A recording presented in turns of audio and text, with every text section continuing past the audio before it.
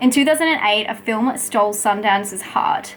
The film was a passion project by the Duplass brothers. Both Jay and Mark had an interesting concept that took over 18 months to put into play. Meet Baghead, a low-budget film costing between $50,000 to $60,000 and $200,000 after delivery. And the film was actually funded by the producers, who had a hands-on approach to making the film themselves. To understand why this film is so special, you need to understand why the premise is unique, in a life imitating art type way. The film follows 4 out-of-work actors who are struggling to be casted in anything. So they take a trip to a cabin to write their own parts in a script. But what happens when the villain in the script they're writing shows up? The film itself is messy, with love triangles, drunk night antics, and friendships tested. But messy can sometimes be wonderful, and the script definitely had that Duplass rawness. It was both clever and charming. IndieWire describes this film as genre hopping, and I definitely wholeheartedly agree with that.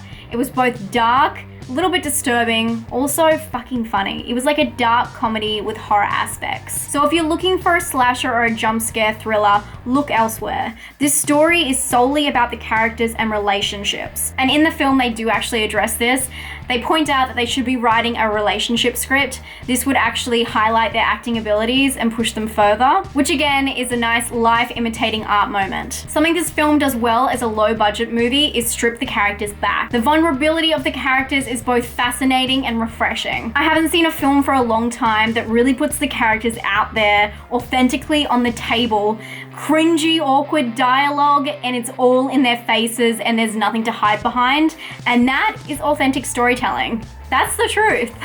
But one issue I did have with the film was predictability of the story. Although it is kind of poetic justice, I feel like there was no surprises for me because it wrapped around so well. Everything ends up exactly where it should, and I can't say that I wasn't aware of where the audience was being led. You can tell the film was definitely structured around a certain idea, and the characters kind of added onto that, and it serves, as I said before, like a poetic justice. And in the end, is that so wrong? It's kind of like fun to watch and have that justice played out and you feel really good by it. It's almost like knowing what's going to happen but enjoying the ride. But it is important to keep a few things in mind when watching this film. I know for a lot of you guys, indie films are very hit and miss. If you do decide to go down the track of watching this film, please keep these things in mind because they might change the way you view the film. Firstly, I want to say that the film is very rough, and it's rough for a couple of reasons. One being budget. It's shot on a Panasonic HVX 200, and that's in 180 interlays,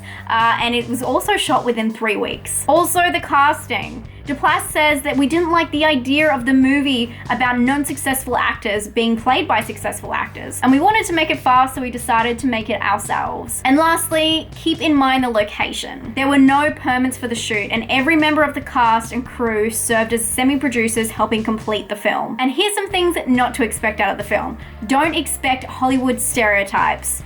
Also, don't expect amazing camera work or cinematography. And while you're at it, don't expect a beautiful score. This is an indie film that comes as rough as they can.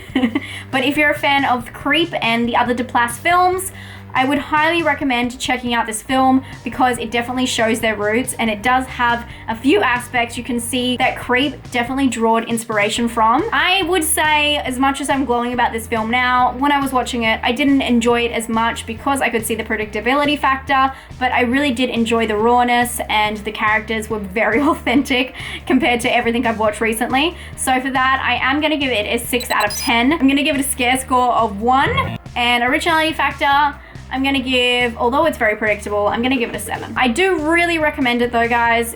This is a film that if you are into Creep or any of the other Duplass projects, recently I watched Wild Wild Country, this is like a really interesting first step. And I did read an interview with Mark Duplass, and he said, when you're young as a filmmaker, make as many short films as possible. They don't have to be amazing, but they will let you learn from their mistakes and move on from there. I guess this is a feature, but you can see what he's doing. He's just trying to get himself out there, create amazing, interesting ideas and authentic stories, and I really think it worked out for him, obviously. I actually really enjoyed this one, even though I just gave it a 6.